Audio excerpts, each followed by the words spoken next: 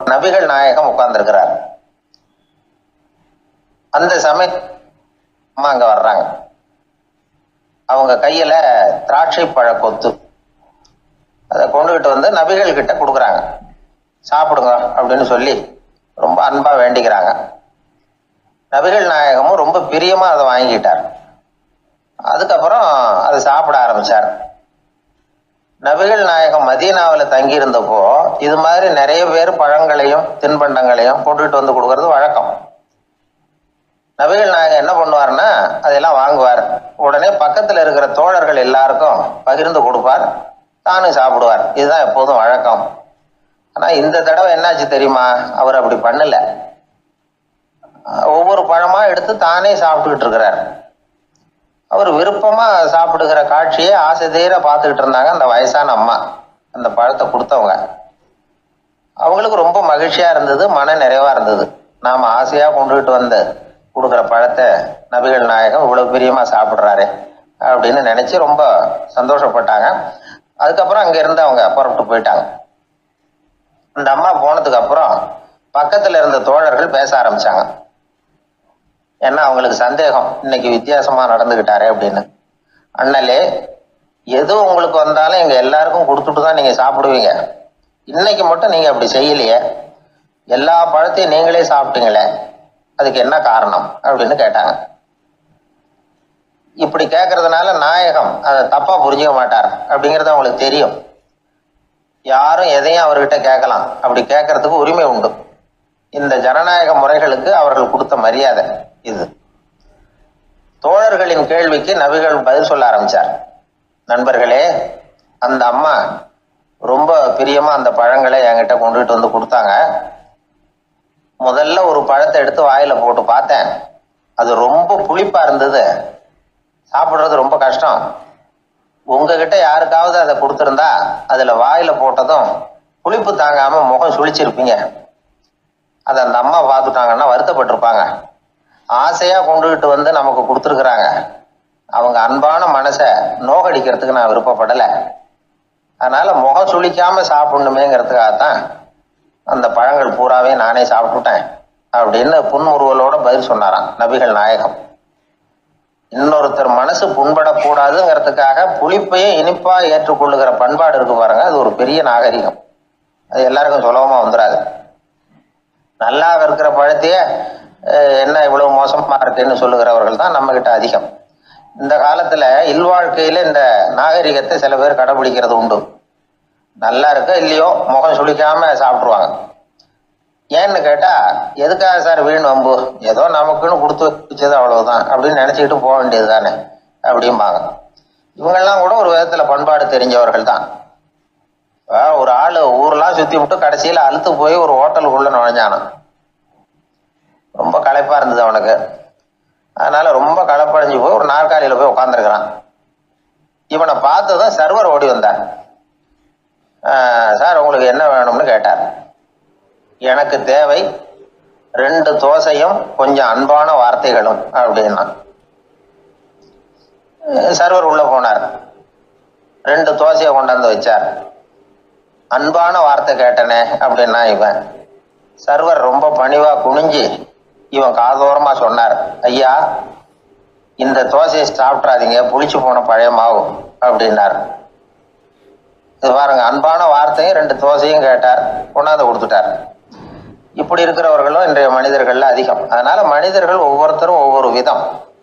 நம்ம கிட்ட பிரியமா நடந்துகிறவர்கள் மனம் கோணும்படி நாம் நடந்து கொள்ளக்கூடாது அப்படிங்கிறது தான் நபிகள் நாயகம் அவருடைய செயல் மூலமா நமக்கு உணர்த்தி இருக்கிற வாழ்வியல் உண்மை.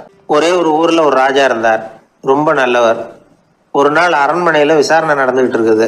அதுல ஒரு வழக்கு. ஒரு விவசாயி வந்து புகார் கொடுக்குறார். என்ன புகார்னா, அவர் வயல்ல ஆடுகள் வந்து மேய்ஞ்சி பயிரை அழிச்சுட்டுது.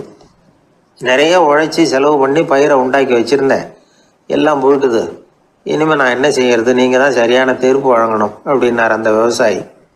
அந்த ஆடுகளுக்கு சொந்தக்காரர் யாருன்னு கண்டுபிடிச்சி அரண்மனைக்கு அழைச்சிட்டு வாங்கன்னு உத்தரவு போட்டார் ராஜா. சேவகர்கள் போனாங்க, ஆளை கண்டுபிடிச்சாங்க, கூப்பிட்டுக்கிட்டு அரண்மனைக்கு வந்துட்டாங்க. ராஜா விசாரணை பண்ணார். அப்புறம் விசாரித்து முடிச்சுவிட்டு தீர்ப்பு வழங்கினார். இந்த விவசாயி அடைந்திருக்கிற இழப்புக்கு ஈடாக உன்னுடைய ஆடுகளை அவங்ககிட்ட கொடுத்துட வேண்டியது அப்படின்னு சொல்லிவிட்டார். உன்கிட்ட இருக்கிற ஆடு பூரா அவன்கிட்ட கொடுத்துரு, அந்த ஆட்டுனால ஏற்பட்ட இழப்பு சரியாக போகட்டும் அப்படின்னு தீர்ப்பு வழங்கிட்டார். அந்த மன்னருடைய மகன் இதை பார்த்துக்கிட்டே உட்காந்துருந்தான். இந்த தீர்ப்பை இன்னும் கூட சிறப்பாக வழங்கலாமே அப்படின்னு நினச்சான். அப்பா கிட்ட சொன்னான். உடனே அந்த அரசர், சரி நீயே இதுக்கு சரியான தீர்ப்பு சொல்லு அப்படின்னார். அந்த இளவரசன் தீர்ப்பு சொல்கிறான். அவன் சொன்ன தீர்ப்பு என்னன்னா, உங்ககிட்ட இருக்கிற ஆடுகள் எல்லாத்தையும் 1 வருஷ காலத்துக்கு அந்த விவசாயிகிட்ட ஒப்படைச்சிட வேண்டியது.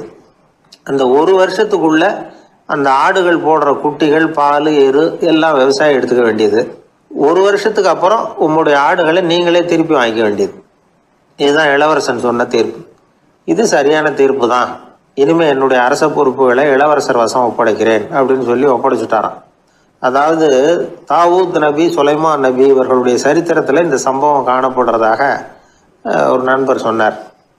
ஒரு தண்டனையை பெறுகிறவன் அதுக்கு பிறகு சமூகத்தில் நல்ல விதமாக வாழறதுக்கு வாய்ப்பு இருக்கிறது மாதிரி அமையணும் தீர்ப்பு. அதுக்கு இது ஒரு உதாரணம்.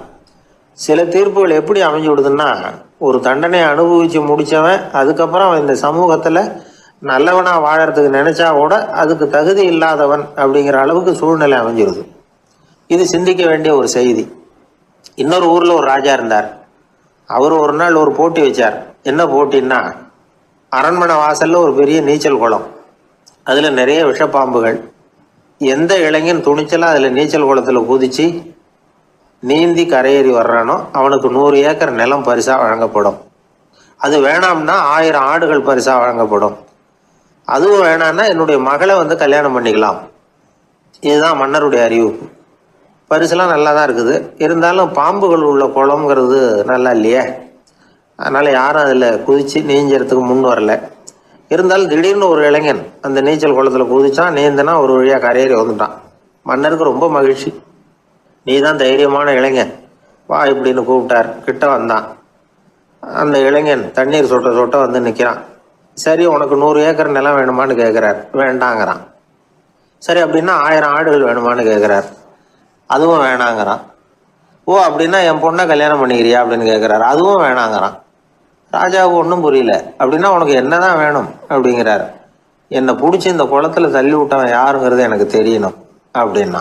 ஒரு புகழ்பெற்ற ஜப்பானிய சாமுராய் வீரன், வாள் வீசுறதுல ரொம்ப கெட்டிக்காரன். ஒரு கடுமையான போரில் கலந்து கொண்டுட்டு களைச்சி போய் திரும்பி வந்தான். படுக்கையில் விழுந்தான். பக்கத்தில் என்னமோ சத்தம் கேட்டுது. திரும்பி பார்த்தான். ஒரு எலி அவனை முறைச்சி பார்த்துக்கிட்டு இருந்தது. உடனே வாழை உருவனா வீசினான். அது தப்பிச்சிட்டு ஓடி போச்சு. எவ்வளோ முயற்சி பண்ணி பார்த்தா முடியல. கடைசியில் அந்த வாள் முறிஞ்சு போனது தான் மிச்சம். ஒரு பக்கம் அவனுக்கு இது அவமானமாக போயிட்டுது, இன்னொரு பக்கம் பயமாக போயிட்டுது. எவ்வளவோ போர்களில் எதிரிகளை பந்தாடினவன் அவன் ஒரு எலிகிட்ட தோற்று போய்டுறதா அவனால் சகிச்சிக்க முடியல. மனைவிகிட்ட சொன்னான் இப்படி நடந்துட்டுதுன்னு. அவன் சிரிச்சா. உங்களுக்கு புத்தியே இல்லை, எலியை போய் யாராவது வாளால் வெட்டுவாங்களா அப்படின்னு அந்த அம்மா சொன்னதும், நீ என்ன சொல்கிறேன்னா, ஒரு பூனையை கொண்டுட்டு வந்துட்டா போதும், அதுக்கப்புறம் ஏன் எலி வரப்போகுது அப்படின்னு அந்த அம்மா. உடனே ஒரு பூனை சேர்ந்தது. அது சாதாரண பூனை இல்லை, வீர சாகசங்கள்லாம் செஞ்சு பழக்கப்பட்ட பூனை. பெரிய இடத்துல வளர்ந்தது. அதை கொண்டுட்டு வந்துட்டாங்க. அந்த பூனை குறிப்பாத்து எலி மேலே பாஞ்சுது. ஆனால் அந்த எலியை சுலபமாக தப்பிச்சு போட்டுது. அடுத்தபடியாகவும் பாயறதுக்கு முயற்சி பண்ணிச்சு அந்த பூனை. ஆனால் அந்த எலியோ ரொம்ப தந்திரமாக திடீர்னு அந்த பூனையின் முகத்துக்கு நேராக பாஞ்சுது. அவ்வளவுதான். அந்த பூனை பயந்து போய் ஒரே தாவி ஜன்னல் வழியாக வெளியில் ஓடிப்போச்சு. அந்த வீரனுக்கு இது ஒரு பெரிய அதிர்ச்சியாக இருந்தது. அடுத்தபடியாக யோசனை பண்ணான். ராஜா வளர்த்துக்கிட்டு இருந்த அரண்மனை பூனையை ஒரு நாள் இரவலாக கேட்டு வாங்கிட்டு வந்தான். ஊர் உலகம்லாம் பேர் வாங்கின பூனை இது. அந்த பூனையாலும் அந்த எலியை ஒன்றும் செய்ய முடியல. வீரனுக்கு ரொம்ப அதிர்ச்சி. அந்த அரண்மனை பூனைகிட்டையே போய் புலம்புனான். அரண்மனை பூனையே, நீயே தோற்று போயிட்டியே, இனிமேல் நான் என்ன செய்ய முடியும்னா. அந்த பூனை சிந்திச்சுது. அப்புறம் சொல்லிச்சு, இந்த காரியத்துக்கு இந்த மேல்மட்ட விவகாரம்லாம் சரிப்பட்டு வராது. சாதாரண வீட்டு பூனை கிடச்சிதுன்னா அதை கொண்டுகிட்டு வந்து விட்டுப்பார் அப்படின்னுது. சாதாரண பூனையால் என்ன செஞ்சிட முடியும்னா இவன் நம்பிக்கை இல்லாமல். இப்போது அந்த அரண்மனை பூனை சொல்லிச்சு, பெரிய வீட்டு பூனையெல்லாம் நல்லா சாப்பிட்டு தூங்கி பழக்கப்பட்டிருக்கோம். அதுக்கெல்லாம் ராஜதந்திரம் தெரியும், ஆனால் எலி பிடிக்க தெரியாது. அதுக்கான வளர்ப்பும் இல்லை, பயிற்சியும் இல்லை. ஏன்னா அதுக்கெல்லாம் பசி கிடையாது. சாதாரண வீட்டு பூனை அப்படி இல்லை, பசிக்கு ஆகாரம் தேடி அலையும், எலிகளை பிடிச்சி சாப்பிட்டுட்டு தான் உயிர் வாழும். அதனால் அதுகளுக்கு எலியை பிடிக்கிற எல்லா உத்திகளும் தெரியும், எங்களுக்கு தெரியாது அப்படின்னுது. அது சரியே, அதுவும் பூனை தான், நீயும் பூனை தான், அதால் முடிகிற காரியம் ஏன் உன்னால் முடியல அப்படின்னு கேட்டான் இவன். இதுக்கு அந்த பூனை சொல்லிச்சு, இதே கேள்வியை நானும் கேட்டேன், உன்னுடைய தந்திர முறை என்னன்னு கேட்டேன். அதுக்கு பதில் சொல்லாமல் படுத்து தூங்கி போச்சு. அதை மறுபடியும் எழுப்பி கேட்டேன், அதுக்கு கோவம் வந்துட்டுது. இதில் என்ன தந்திர முறை வேண்டியிருக்கு, நான் ஒரு பூனை அவ்வளவுதான். பூனைன்னா பூனை எலியை பிடிக்கும், நான் எலியை பிடிக்கிறேன் அவ்வளவுதான்னுது அப்படின்னு சொல்லி விவரமாக சொல்லிச்சு அந்த அரண்மனை பூனை. உடனே ஒரு சாதாரண பூனையை கொண்டுட்டு வந்துட்டாங்க. கொண்டாந்து விட்டால் அது பார்க்குறதுக்கு ரொம்ப சாதாரணமாக தெரிஞ்சுது. இந்த வீரனுக்கு நம்பிக்கை வரல, இருந்தாலும் அதை கொண்டுட்டு வந்து வீட்டுக்குள்ளே விட்டான். ஒரே நிமிஷம் அந்த எலியை கவிட்டு வெளியில் ஓடி போச்சு. மேலிடத்து பூனைகள்லாம் இதை வேடிக்கை பார்த்துக்கிட்டு வெளியில் நின்றுக்கிட்டு இருக்குது. எல்லாரும் மெதுவாக அந்த பூனையை நெருங்கி, உங்ககிட்ட அப்படி என்ன தனிப்பட்ட திறமை, அதோட ரகசியம் என்னன்னு கேட்டாங்க. அந்த சாதாரண பூனை ரொம்ப சாதாரணமாக சொல்லிச்சான், அதெல்லாம் எனக்கு தெரியாது, நான் பூனை அவ்வளவுதான், நீங்களும் பூனையாக இருங்கோ அப்படின்னு சொல்லிவிட்டு அந்த பூனை தன்னுடைய வாயில் கவிய எலியோடு அங்கேருந்து நடந்து போச்சு. இந்த கதையிலேருந்து நாம் புரிஞ்சிக்க வேண்டிய தத்துவம் என்னென்னா, நீயாக இரு, இதுதான் அந்த தத்துவம். நம்ம ஒவ்வொருத்தருக்கு உள்ளேயும் ஒரு தனித்தன்மை இருக்குது. இதை அவங்கவுங்க புரிஞ்சுக்கிட்டு உண்மை இயல்பு புரிஞ்சுக்கணும். நம்முடைய இயல்பு என்னங்கிறது நமக்கு தெரியணும். அதை கண்டுபிடிக்கிறது தான் உண்மையான கலை. ஒரு பெரிய மனுஷன் வாயை அகலமாக திறந்து வச்சுட்டு தூங்கிட்டு இருந்தான். உடனே ஒரு எலி உள்ளே பூந்துட்டு தான். வீட்டு வேலையாள் டாக்டருக்கு ஃபோன் பண்ணான், எங்கள் முதலாளி வாய்க்குள்ளே ஒரு எலி பூந்துட்டுது டாக்டர் அப்படின்னா. நான் உடனே புறப்பட்டு வரேன், அதுக்கு முன்னாடி நீ ஒரு ரொட்டி துண்டை எடுத்து ஒரு வாய்க்கு முன்னாடி காட்டு, உள்ளே போன எலி வெளியில் வந்துடும்னார் டாக்டர். சரின்னு சொல்லிவிட்டான். கொஞ்ச நேரத்தில் டாக்டர் அங்கே போய் சேர்ந்தார். அப்போ வேலைக்காரன் ஒரு பெரிய மீனை அவர் வாய்க்கு நேராக இப்படியும் ஆட்டிக்கிட்டு இருந்தான்.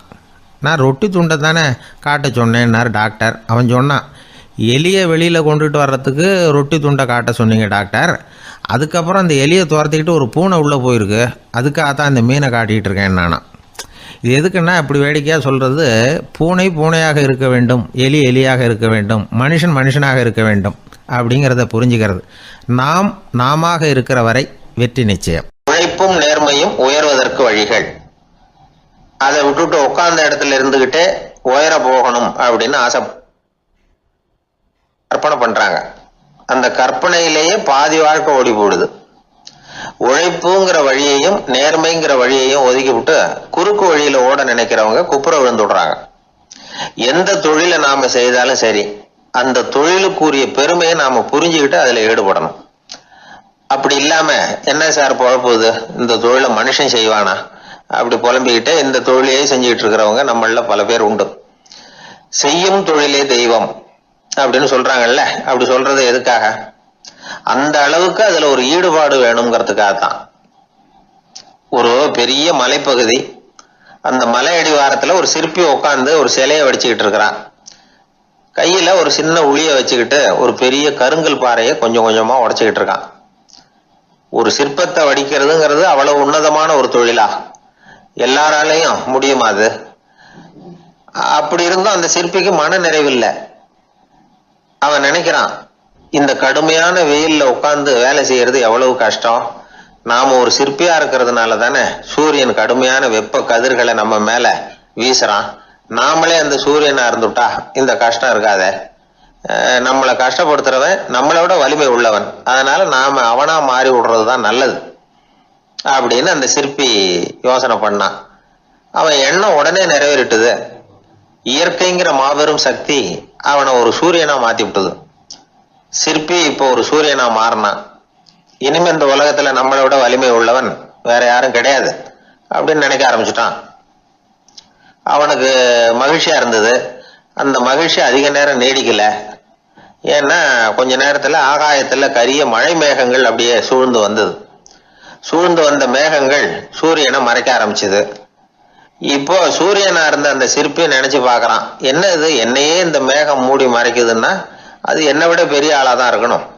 அதனால இனிமே நாம சூரியனா இருக்கக்கூடாது, நாம மேகமா தான் இருக்கணும், அதுதான் கௌரவம் அப்படின்னு நினைக்க ஆரம்பிச்சிட்டான். இப்பவும் பாருங்க, இயற்கை அவனுடைய ஆசையை நிறைவேற்றி வச்சது. சூரியனா இருந்த சிற்பி மேகமா மாறினான்.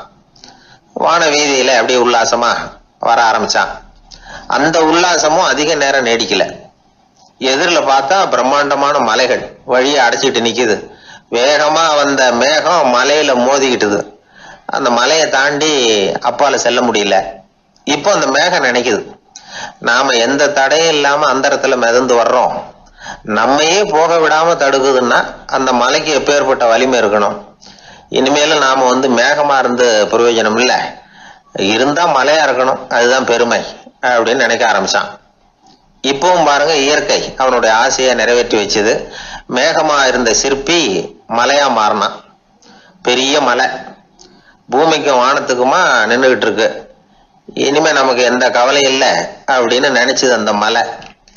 இப்படி நினைச்சுக்கிட்டு இருந்த வேளையில அந்த மலையோட காலடியில அடிவாரத்துல ஏதோ சத்தம் கேட்டுது. என்ன சத்தம் இது அப்படின்னு சொல்லி அந்த மலை மெதுவா குனிஞ்சு பார்த்துதான்.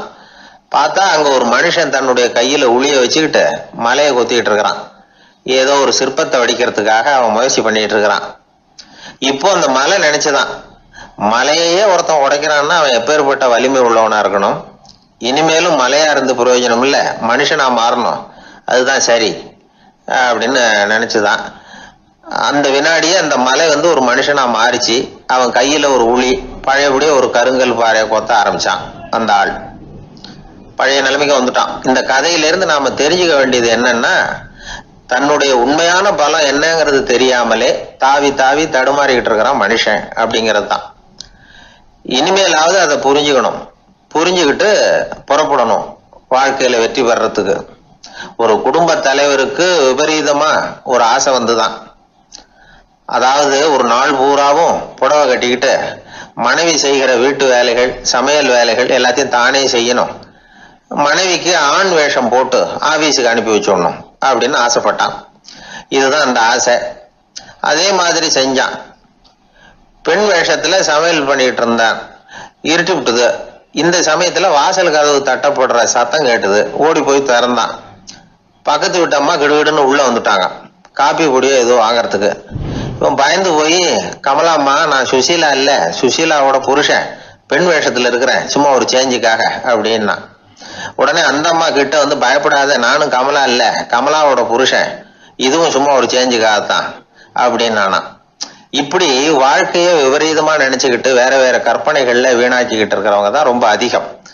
நாம அதுவா மாறணும்னு நினைக்கிறது தப்பு, நாம இருக்கணும் அப்படின்னு நினைக்கிறது தான் உண்மை, அதுதான் சரி. அந்த சிற்பி என்னென்னோ கற்பனை பண்ணி கடைசியில மறுபடியும் சிற்பியாகவே சேர்ந்தான் பாருங்க. அதனால நம்முடைய உண்மையான பலம் என்ன அப்படிங்கறத தெரிஞ்சுக்கிட்டு நடந்துகிட்டோம்னா வாழ்க்கையில எப்பொழுதும் வெற்றி நிச்சயம். அன்பா இருக்கணும்னு அநேக பெரியவங்க சொல்லி இருக்கிறாங்க. நாமளும் அதை கேட்டுட்டு அன்பு காட்டுறதுக்கு தயாரா தான் இருக்கிறோம். அதை வாங்கறதுக்கு தான் ஆளை காணும். இருந்தாலும் அன்புல எத்தனையோ வகை உண்டு. அதை சரியா புரிஞ்சுக்கிட்டு அதுக்கப்புறம் அன்பு காட்ட ஆரம்பிக்கணும். வகையை புரிஞ்சுக்காம அன்பு காட்டினா வம்புல மாட்டிக்க வேண்டியதுதான். அன்புன்னா சாதாரணமா நினைச்சு விடாதீங்க. அதுல எவ்வளவு விதம் தெரியுமா?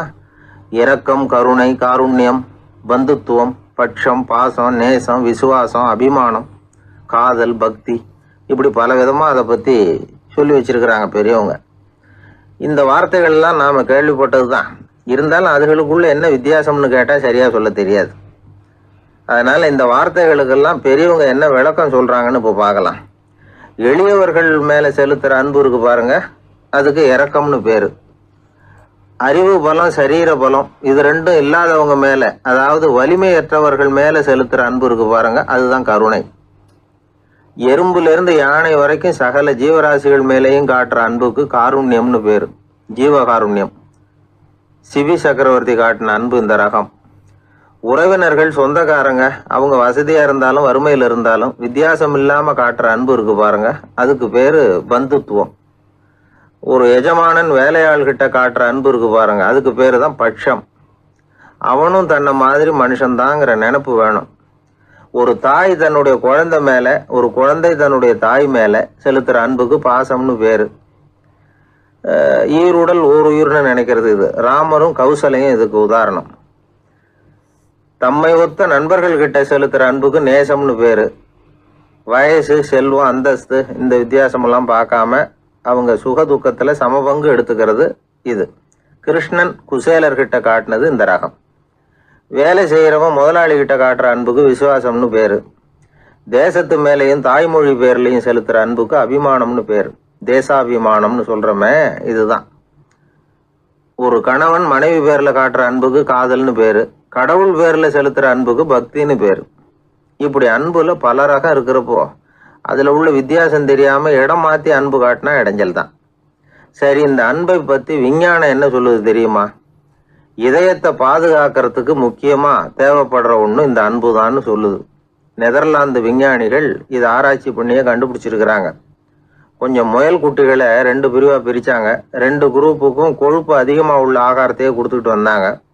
ஆனால் ஒரு குரூப்புக்கு வெறுமன ஆகாரத்தை கொடுத்ததோட சரி, இன்னொரு குரூப்பு முயல்களுக்கு ஆகாரம் கொடுத்ததோடு நிறுத்திக்கல. அதுக்கு முன்னாடி கூண்டுகளை திறந்து விட்டு முயல்களை கொஞ்ச நேரம் எடுத்து கொஞ்சி விட்டு அதுக்கப்புறமா ஆகாரம் கொடுத்தாராம் ஆராய்ச்சியாளர். இந்த குரூப்புக்கு இதய பாதிப்பு 60% குறைச்சலாக இருந்துதான். சில நோயாளிகளுக்கு ஹார்ட் அட்டாக் வந்தாலும் அதை தாங்கிக்கிட்டு குணமாகிற சக்தி அதிகமாக இருக்குது. இது எப்படின்னு ஆராய்ச்சி பண்ணி பார்த்துருக்குறாங்க. அவங்கெல்லாம் மனைவி தன் பேரில் ரொம்ப அன்பாக இருக்கிறதாக நினைக்கிறவங்களாம் இருக்கிறாங்களாம். இதய நோயாளிகள் பல பேரை சந்தித்து இதய நோய் ஏற்பட என்ன காரணம்னு கேட்டிருக்கிறாங்க. அவங்க சொன்ன காரணம்லாம் சாப்பாடு சம்மந்தமாக இல்லையா, மனைவி அன்பா இல்லை, இப்படிப்பட்ட காரணத்தை தான் சொல்கிறாங்களாம். அதனால் இதயத்தை பாதுகாக்கணும்னு நினைக்கிறவங்க அடுத்தவங்க அன்பாக இருக்கிறது மாதிரி பார்த்துக்குங்க, அதுதான் முக்கியம். ஒருத்தர் முகம் பூரா பிளாஸ்டரி போட்டுக்கிட்டு வந்தார். ரொம்ப கோபமாக, என்னங்க ஆச்சுன்னு விசாரித்தேன். எல்லாம் உங்களால் தான் சார்னார். விவரமாக சொல்லுங்களேன். என்ன உங்கள் தகவலை கேட்டுட்டு ஒரு பூனைக்குட்டியை கையில் எடுத்தேன், அன்பாக அதை தடவி கொடுக்கறதுக்காக. ஆனால் அது முந்திக்கிட்டது, அது என் முகத்தை தடவி கொடுத்துட்டுது, முகம் பூரா நகை கீறல், அதுதான் இப்படி அப்படின்னார். அன்புல அறிவு சேராததுனால வந்த கோளாறு இது. ஒரு கோவிலில் ஆன்மீக சொற்பொழிவு நடந்துகிட்டு இருக்குது. ஒரு பெரியவர் பேசிக்கிட்டு இருக்கார்.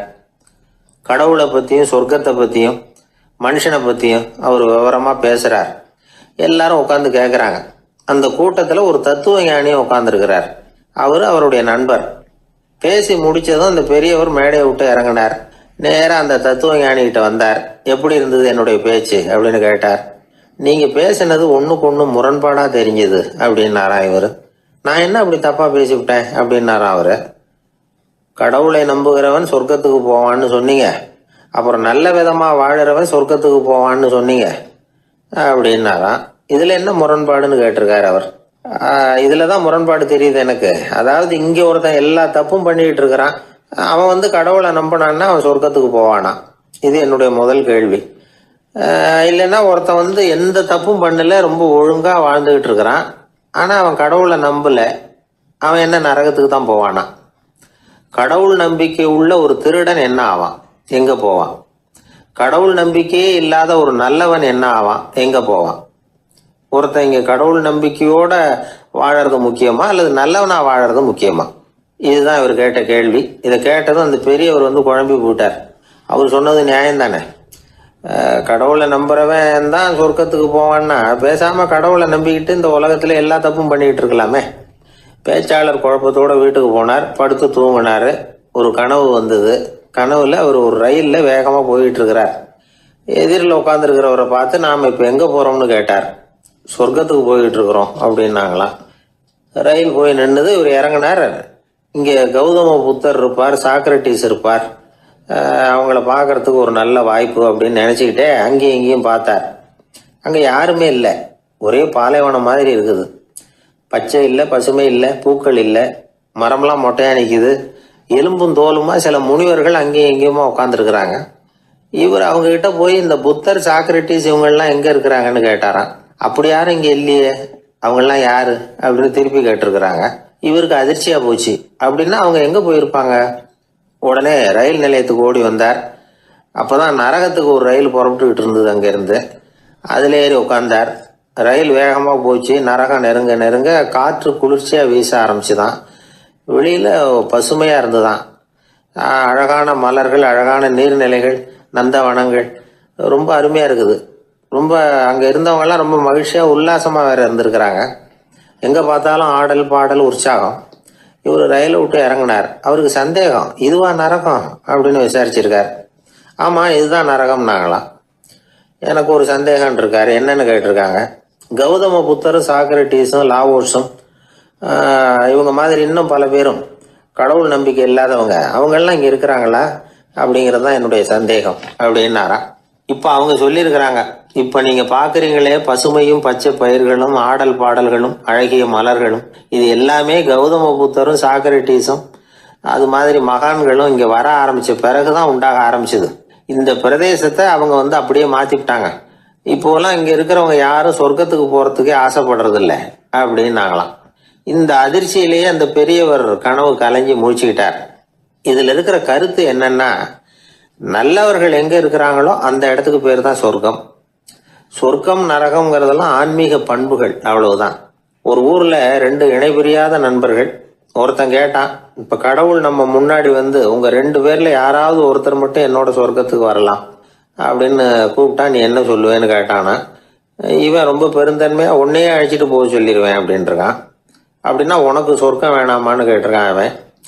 நீ என்னை விட்டுட்டு போனாவே அப்புறம் இந்த பூலோகமே எனக்கு சொர்க்கம் தாண்டா அப்படின்னு நானா இவன். வாயில கொழுப்பு இருந்தாலும் பரவாயில்ல சார், எப்படியாவது ஒரு வழியா சமாளிச்சுக்கலாம். ஆனா வயத்துல மட்டும் கொழுப்பு இருக்கக்கூடாது சார்.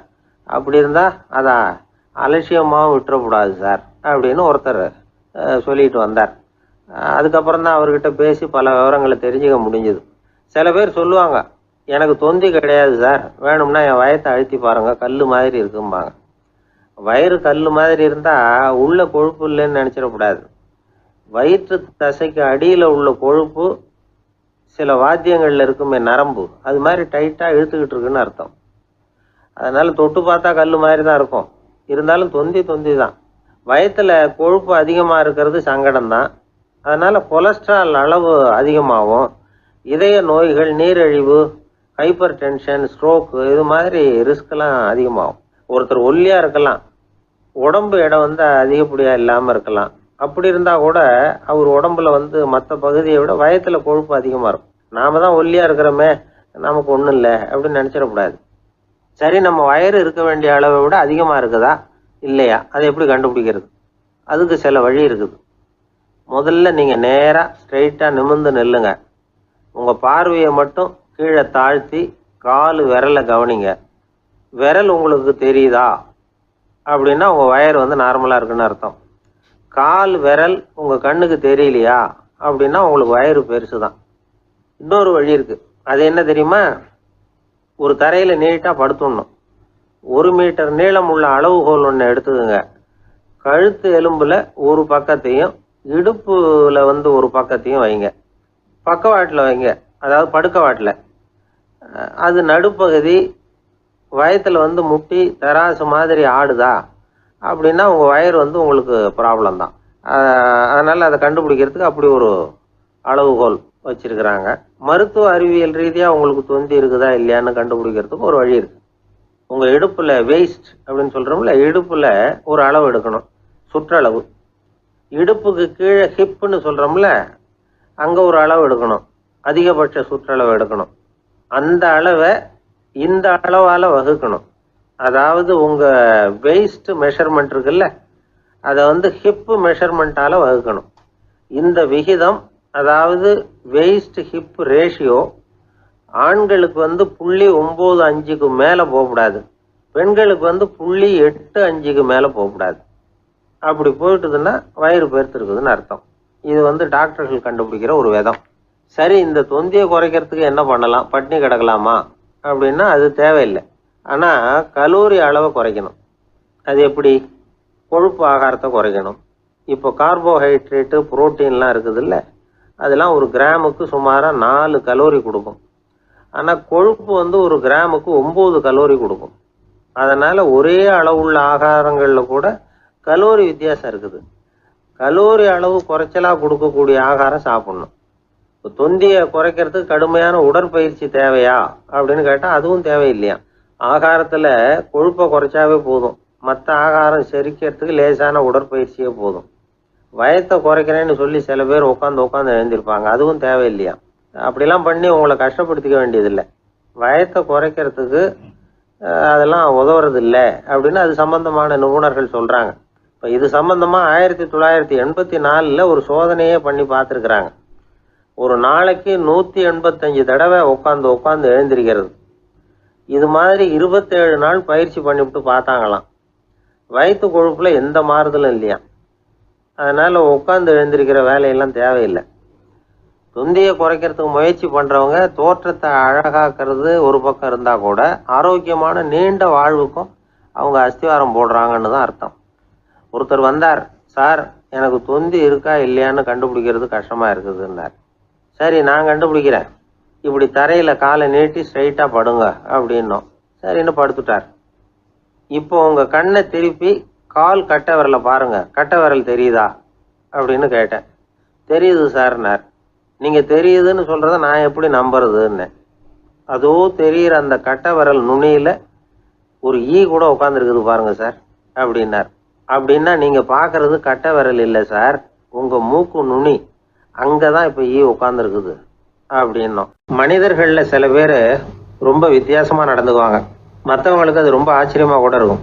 அந்த ஆள் ஒரு மாதிரி பார்த்து நடந்துக்கோ அப்படின்னு கூட சொல்கிறது உண்டு. இவங்களை பார்த்து நாம் பித்து குளியும்போம்.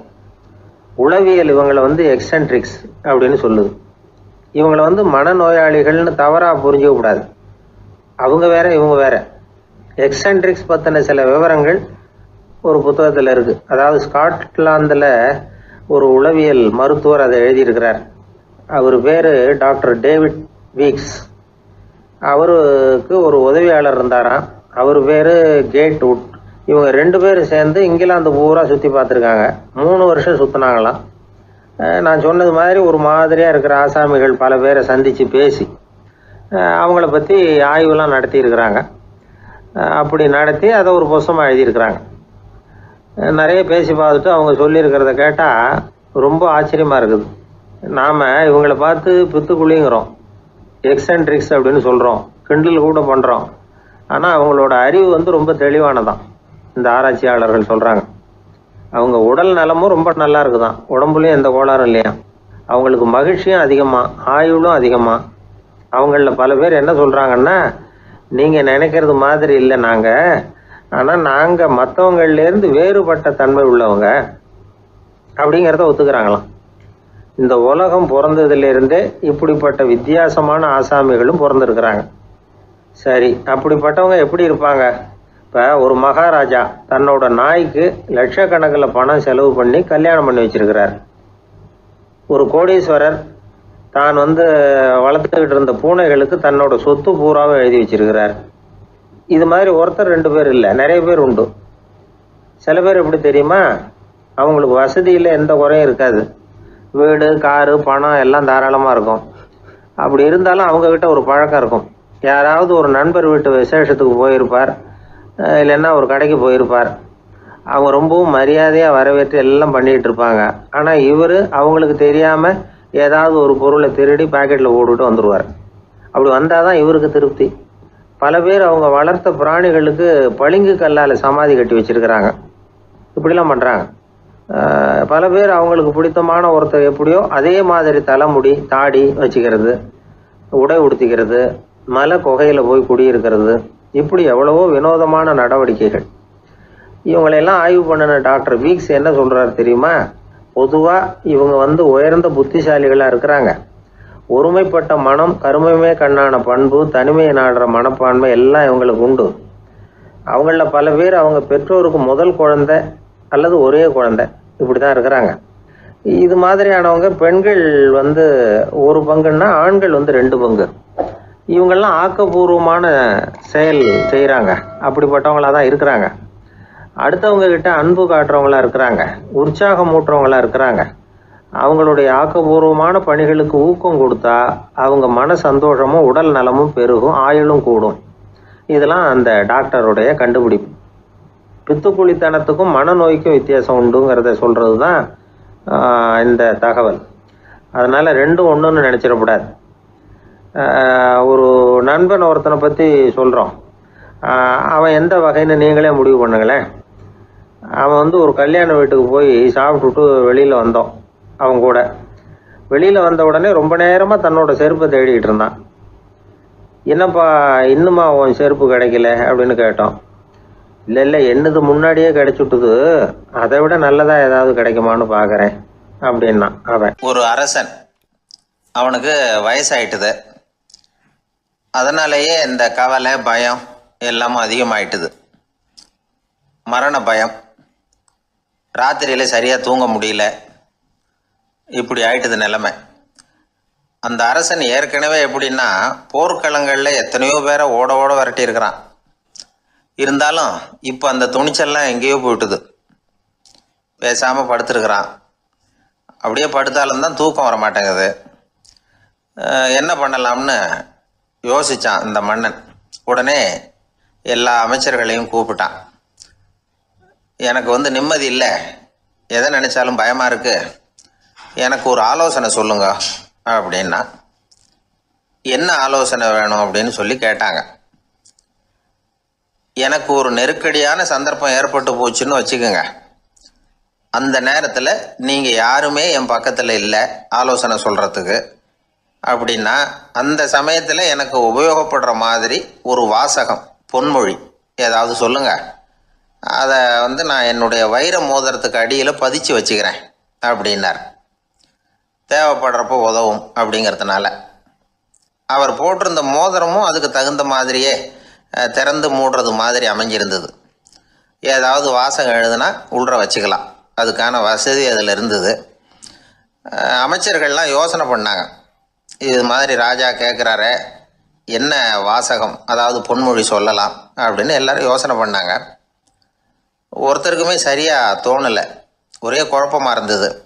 ஏன்னா நெருக்கடியான சமயத்தில் உபயோகப்படுறது மாதிரி ஒரு பொன்மொழி வேணும்னு சொல்லியிருக்கிறார். அப்படி இப்படி யோசித்து பார்த்தா ஒன்றுமே தோணலை. எல்லாரும் குழம்பிக்கிட்டு இருந்த நேரத்தில் ஒரு பெரியவர் அந்த பக்கமாக வந்தார்.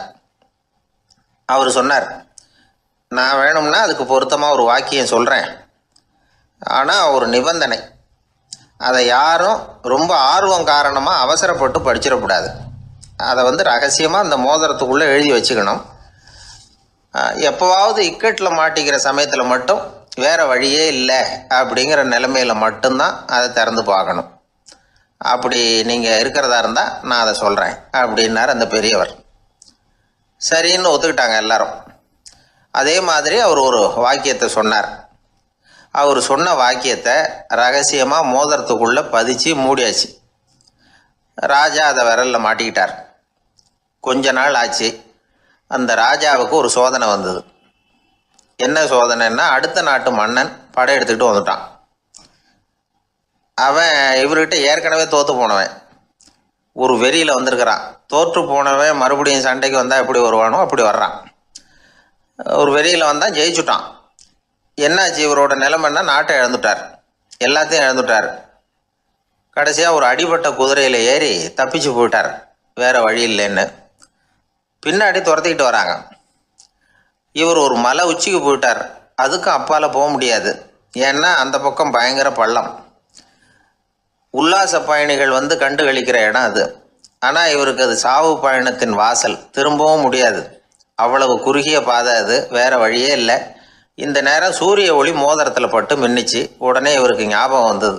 மோதிரத்தை திறந்து படிக்கிறார். அதில் இருந்த வாசகம், இந்த நிலையும் மாறிவிடும், this too will pass away. அவருக்கு ஒரு தைரியம் வந்தது. பின்னாடி வந்தவங்களும் திசை மாதிரி வேறு எங்கேயோ தேடி போயிட்டாங்க.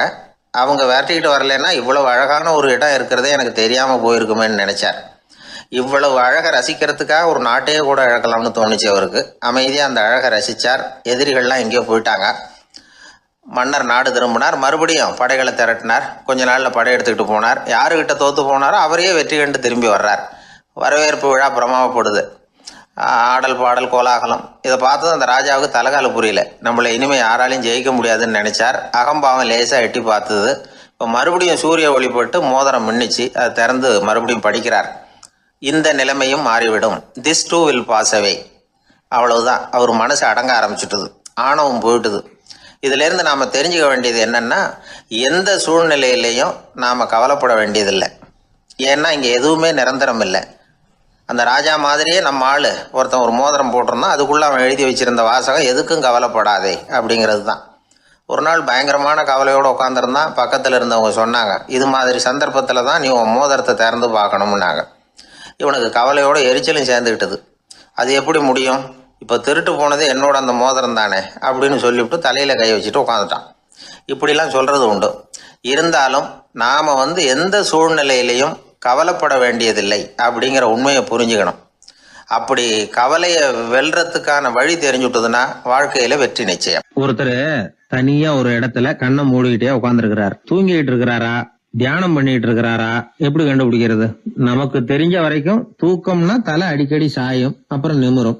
தியானம்னா ஆடாம அசையாம அப்படியே இருக்கும். இதுதான் நமக்கு தெரிஞ்ச வித்தியாசம். ஆனா தூக்கத்துக்கும் தியானத்துக்கும் நிறைய வித்தியாசம் உண்டு. ஒரு முட்டாள் தூங்க போனால் முட்டாளாகவே திரும்பி வருகிறான். அதே முட்டாள் தியானம் பண்ண போனால் அவன் ஞானியாக திரும்பி வருகிறான். இப்படி எல்லாம் பெரியவங்க சொல்லி வச்சிருக்கிறாங்க. அது இருக்கட்டும், ஞானிகளுக்கு நமக்கு என்ன வித்தியாசம்? இப்ப நாம அழகா ஒரு ரோஜா பூவை பாக்குறோம். ஆஹா, எவ்வளவு அழகா இருக்குது அப்படின்னு ஆச்சரியப்படுறோம். ஒரு ஞானி அந்த ரோஜா பூவை பாக்குறார். அவரும் நினைக்கிறார், ஆஹா, இது எவ்வளவு அழகா இருக்குது அப்படின்னு. உலக பொருள்களை நாம எப்படி ஐம்புலன்கள் மூலமா உணர்றோமோ அப்படித்தான் அவங்களும் உணர்றாங்க. அதுல ஒண்ணும் வித்தியாசம் இல்ல. அல்வா சாப்பிடுறோம், அது நமக்கு மட்டும்தான் இனிக்கும், ஞானிகளுக்கு எல்லாம் கசக்கும்னு சொல்லுவோம். அப்படி இல்ல, அதுல வித்தியாசம் இல்ல. அப்புறம் ஞானிகளுக்கும் நமக்கு என்னதான் வித்தியாசம்? அந்த வேறுபாடு எந்த கட்டத்துல ஆரம்பமாகுது அதை இப்ப பாப்போம். இப்ப மறுபடியும் அந்த ரோஜா பூ கிட்ட போவோம். ஞானி அதை பாக்குறார். ஆஹா, எவ்வளவு அழகா இருக்குன்னு நினைக்கிறார். அதுக்கப்புறம் அதையே நினைக்கிறது இல்ல, வேற வேலையை பார்க்க போடுவார். அல்லது இயற்கையின் ஆற்றலை பத்தி நினைக்க ஆரம்பிச்சிருவார். அவ்வளவுதான். ஆனா நாம அப்படி செய்ய மாட்டோம். நாம என்ன செய்வோம் தெரியுமா? முதல்ல அந்த ரோஜா பூவை பார்ப்போம்.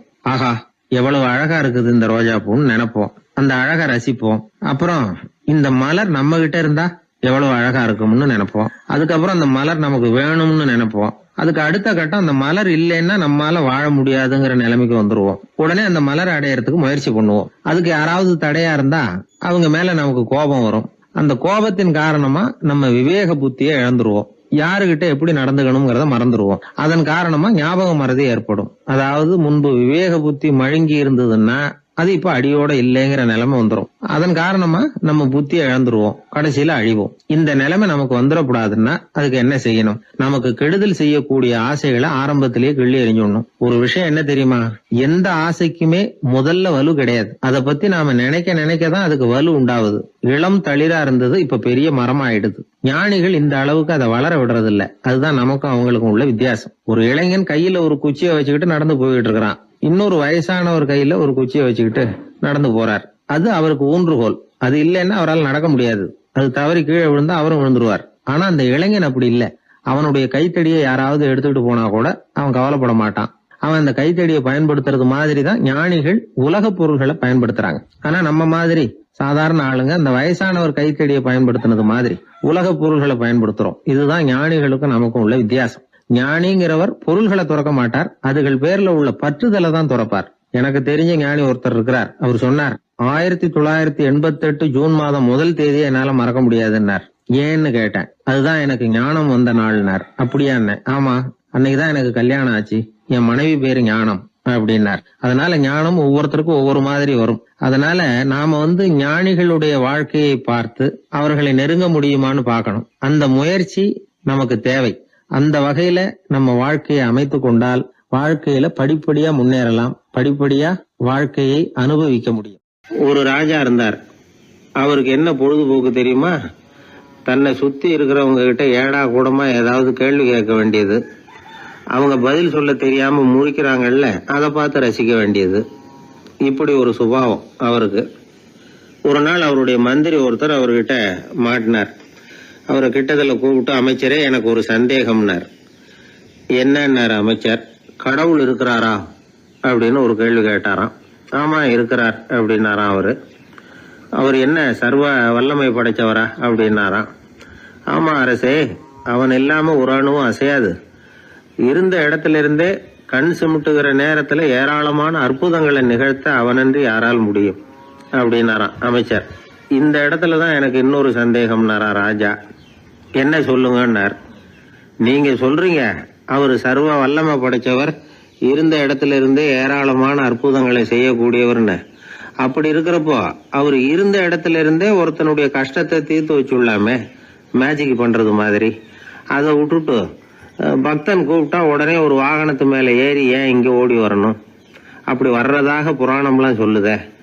அவருக்கு இருக்கிற சக்திக்கு அவர் உட்கார்ந்த இடத்துல இருந்தே ஒரு விரலை அசைச்சா இங்க பக்தனுக்கு கிடைக்க வேண்டியதெல்லாம் கிடைச்சுடாதா அப்படின்னாராம். அமைச்சர் யோசனை பண்ணி பார்த்திருக்கார். அப்புறம் சொன்னாராம், மன்னா, இந்த கேள்விக்கான பதிலை சமயம் வர்றப்போ உங்களுக்கு சொல்றேன் அப்படின்னு சொல்லிவிட்டு அப்போதைக்கு அவர்கிட்ட இருந்து தப்பிச்சார். கொஞ்ச காலம் கழிச்சு ஒரு நாள் ராஜா உல்லாச பயணம் புறப்பட்டார். அவருடைய குடும்பம், உறவினர்கள் எல்லாரும் சேர்ந்து போனாங்க. ஒரு பெரிய படகுல ஏறி ஒரு நதியை கடந்து போயிட்டு இருக்கிறாங்க. அந்த படகோட ஒரு முனையில ராஜா உட்கார்ந்து நதியோட அழகை ரசிச்சுக்கிட்டு இருக்கிறார். இன்னொரு முனையில அமைச்சர் இளவரசனுக்கு ஏதோ வேடிக்கை காட்டிக்கிட்டு இருக்கிறார். அந்த படகு நடு ஆத்துல போயிட்டு இருக்குது. அப்போ தொப்புன்னு ஒரு பெரிய சத்தம். அரசே, நம்ம இளவரசர் ஆத்துல விழுந்துட்டார் அப்படின்னு அலறினார் அமைச்சர். அவ்வளவுதான். உடனே ராஜா குபீர்னு ஆத்துல பாஞ்சார். மகனை தேட ஆரம்பிச்சுட்டார். அங்கேயும் இங்கேயும் கொஞ்ச நேரம் அல்லாடினாரு. மகனை காணல. அதுக்கப்புறம் மந்திரியும் ஆத்துல குதிச்சு ராஜா கிட்ட வந்தார். அரசே, இளவரசர் படகுல பத்திரமா தான் இருக்கிறார். தண்ணியில விழுந்தது வெறும் கல்லு தான் அப்படின்னார். 2 பேரும் ஈர உடையோட படகுக்கு சேர்ந்தாங்க. ராஜா மந்திரிய கோபமா பார்த்தார். இது என்ன விளையாட்டுன்னார். அரசே, கொஞ்ச நாளைக்கு முன்னாடி நீங்க கேள்விக்கு பதில் ஒண்ணு கேட்டீங்க. அந்த கேள்விக்கான பதில நீங்க அனுபவ ரீதியா உணரணும்னு ஆசைப்பட்டேன். அதனாலதான் இப்படின்னார். அப்புறம் விளக்கம் கொடுத்தார். அரசே, ஒரு பக்தனுக்கு கஷ்டம்னா இருந்த இடத்துல இருந்து அதை தீர்த்து வைக்கலாமே கடவுள், ஏன் நேர்ல ஓடி வரணும் அப்படின்னு கேட்டீங்க. இப்ப நடந்தது என்ன? இளவரசர் தண்ணியில விழுந்துட்டாருன்னதும் நீங்க ஊன்னு சொல்லி ஒரு விரலை காட்டினா போதும், உடனே தண்ணியில குதிக்கிறதுக்கு ஏராளமான காவலர்கள் இங்க இருக்கிறாங்க. ஆனா நீங்க என்ன செஞ்சீங்க? இளவரசர் விழுந்துட்டாருன்னதும் அவர் எந்த பக்கம் எந்த திசையில விழுந்தாருன்னு கூட கேட்காம உடனே தண்ணியில குதிச்சிங்க. அப்படி உங்களை குதிக்க வச்சது எது? மகன் மேல உள்ள பாசம், அன்பு. அது மாதிரிதான் கடவுளும் ஓடி வர்றார் அப்படின்னார். அதுக்கப்புறம் அந்த ராஜா ஏடம் கூடமா எதுவும் கேள்வி கேட்கறதே இல்லையா, அந்த பழக்கத்தை விட்டுட்டாராம். அதனால இந்த தகவலை கேட்டு உடனே நீங்களும் கடவுளே கொஞ்சம் இப்படி வந்துட்டு போ அப்படின்னு கூப்பிட்டு அவர் வர்றாரா அப்படின்னு ஆகாயத்தை பார்த்துக்கிட்டு நிக்கக்கூடாது. இந்த கதையோட கருத்து என்னன்னா, அன்பிற்கும் உண்டோ அடைக்கும் தாழ் அப்படிங்கிறது தான். அன்பு வலிமையானது அப்படிங்கறத புரிஞ்சுக்கிட்டா போதும். உங்களுக்கு ஒரு கல்யாண பத்திரிக்கை வருது, அதுக்கு நீங்க வாழ்த்து செய்தி அனுப்புறதுக்கும் நேர்ல போறதுக்கும் வித்தியாசம் இருக்குது இல்ல. அன்னைக்கு ஒருத்தன் அப்படிதான் வந்தான். கையில ஒரு கல்யாண பத்திரிக்கை வச்சிருந்தான். சார், இந்த கல்யாணம் கல்கத்தாவில் நடக்குது, ரொம்ப தூரம் தான், இருந்தாலும் நான் நேர்ல போய் கலந்துக்க போறேன்னா. மாப்பிள்ளை அவ்வளவு நெருக்கமானவரான்னு. இல்ல சார், மாப்பிள்ளையே நான் தான் அப்படிங்கிறான். சில பேர் எப்படின்னா, அவங்க பேசுற வார்த்தை ஒரு மாதிரியா இருக்கும், அதுக்கு அர்த்தம் வேற மாதிரியா இருக்கும். அதனால நாம அவசரப்பட்டு ஒரு முடிவுக்கு வந்துடக்கூடாது. யோசிச்சு பார்க்கணும். இல்லைன்னா விவரம் தெரிஞ்சவங்களை கேட்டு அதுக்கு அர்த்தம் என்னன்னு கண்டுபிடிக்கணும். ஒரு ஊர்ல ஒரு பெரியவர் இருந்தார். அவருக்கு 3 பிள்ளைங்க. கடைசி காலத்துல அவர் அந்த 3 பிள்ளைங்களையும் கிட்டத்துல கூப்பிட்டு 3 அறிவுரைகளை சொல்லிவிட்டு கண்ணை மூடிட்டார். அவர் சொன்ன அறிவுரைகள் என்ன தெரியுமா? பெத்த தாய்க்கு சோறு போடாதே, இது ஒரு அறிவுரை. கொடுத்த கடனை கேட்காதே, இது ஒரு அறிவுரை. விதைச்ச நிலத்துக்கு வேலி போடாதே, இது ஒரு அறிவுரை.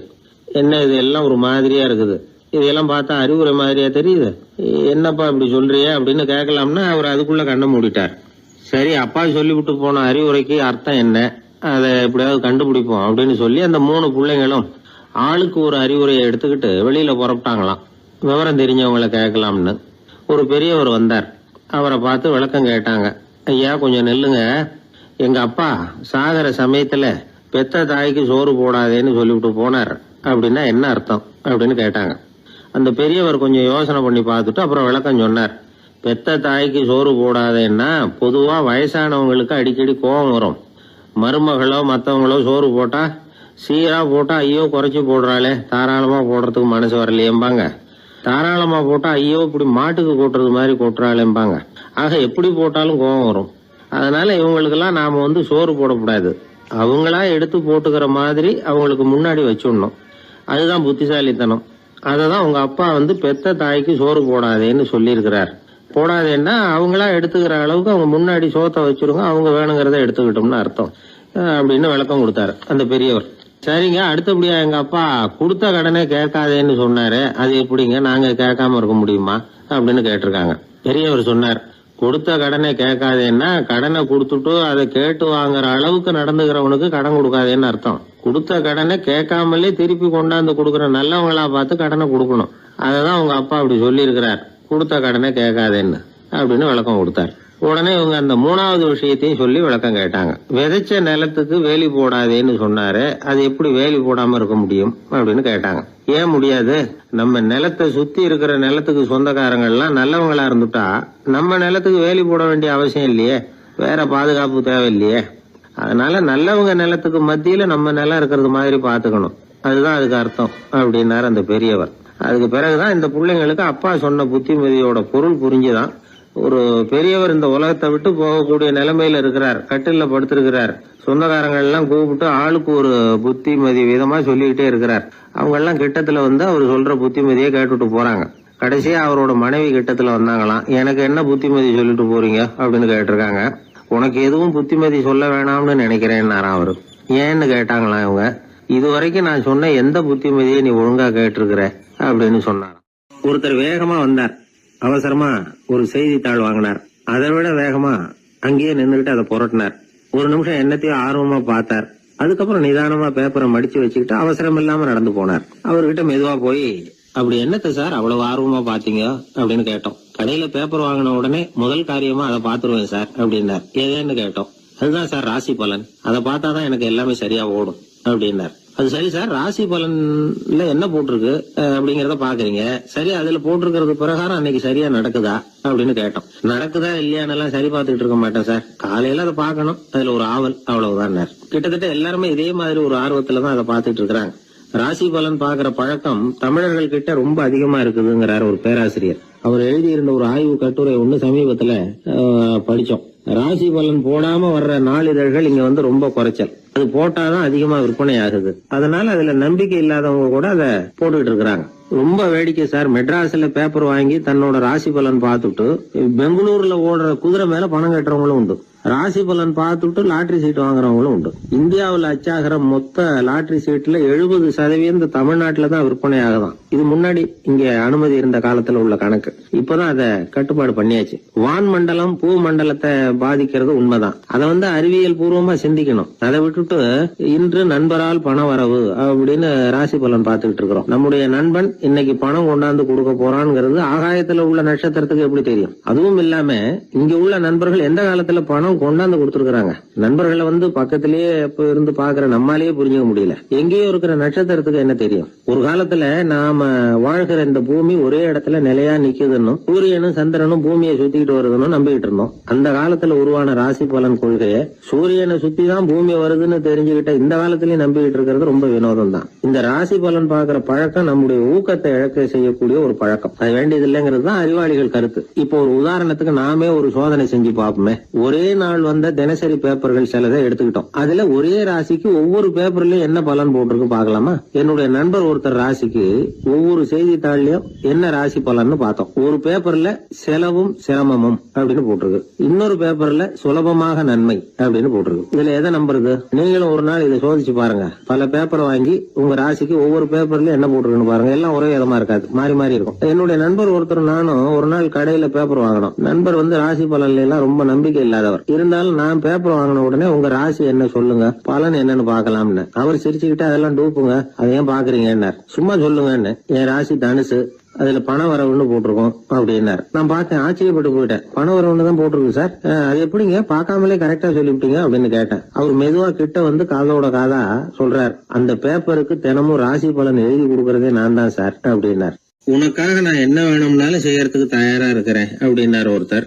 சரி, வேற ஒன்னும் வேணாம், ஒரு 10 ரூபா பணம் இருந்தா கைமாத்தா கூடு, நாளைக்கு தந்துடுறேன் அப்படின்னாரு இன்னொருத்தர். அவ்வளவுதான், நான் அவசரமா ஒரு ஆளை பார்க்க வேண்டியிருக்கு, அப்புறமா வந்து உன்னை பாக்குறேன் அப்படின்னு சொல்லிவிட்டு அந்த ஆள் நழுவி போயிட்டார். இதுதான் இன்னைக்கு உலக நிலவரம். ஆனா ஒருத்தர் மேல உண்மையாவே அன்பு செலுத்துறது அப்படிங்கறது ரொம்ப பெரிய விஷயம். பக்தி செலுத்துறதுங்கிறது அதை விட பெரிய விஷயம்.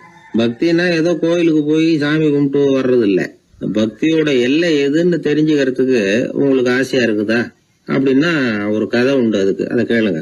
அதாவது மயூர சர்மன் அப்படின்னு ஒருத்தர் இருந்தான். கிருஷ்ணர் மேல அவன் ரொம்ப பக்தியா இருந்தான். ஒரு நாள் கிருஷ்ணர் வந்து அவனை பார்த்துட்டு போகலாம்னு நினைச்சு வந்தாரு.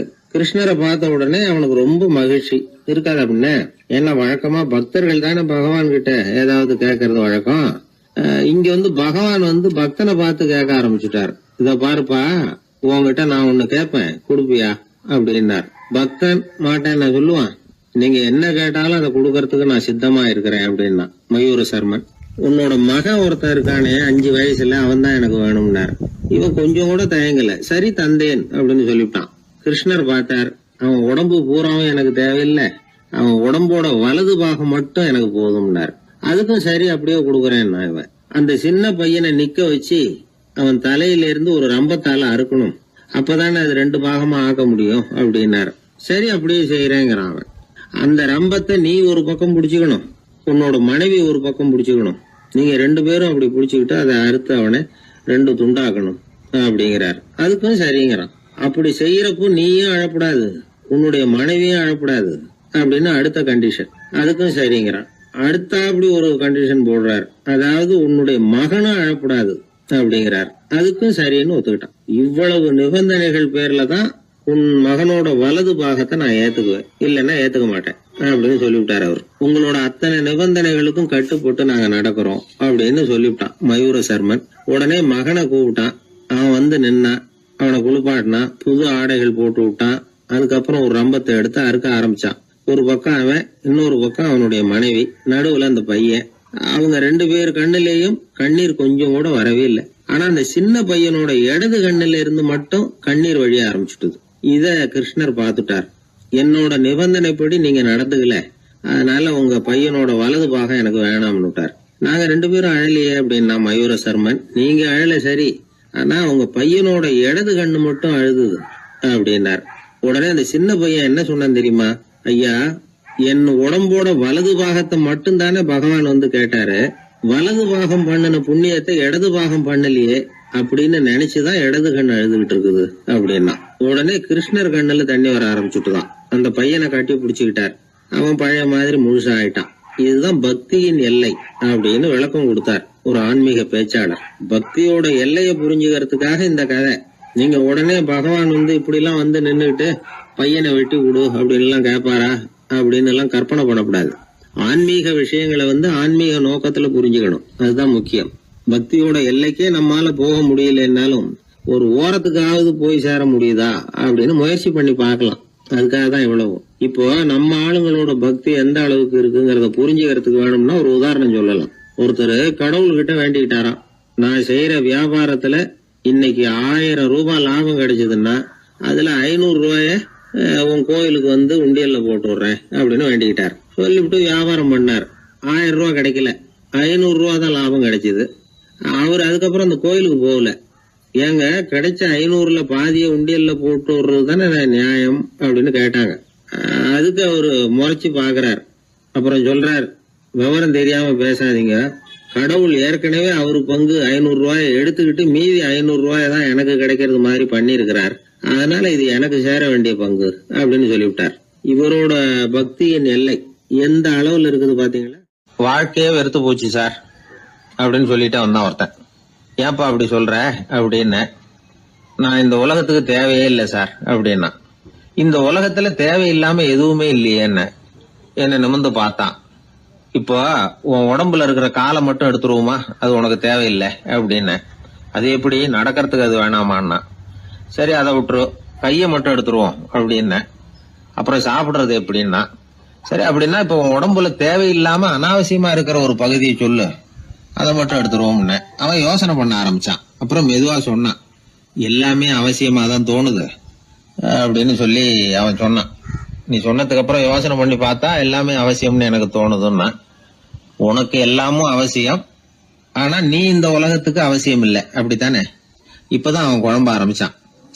இன்னைக்கு பாருங்க, நிறைய இளைஞர்கள் இப்படிதான் தன்கிட்ட என்ன இருக்குங்கிறது தெரியாமலே தடுமாறிட்டு இருக்கிறாங்க. அவங்க யாருங்கிறது அவங்களுக்கு அடையாளம் தெரியறது இல்ல. விலங்குகள்லாம் பாருங்க, பறவைகள் மாதிரி விண்ணுல பறக்கணும் அப்படின்னு ஆசைப்படுறது இல்ல. ஒரு பசுமாடு பருந்து பறக்கிறத பார்த்துட்டு நாமளும் அது மாதிரி பறக்கணும் அப்படின்னு 4 காலையும் தூக்குறது இல்ல.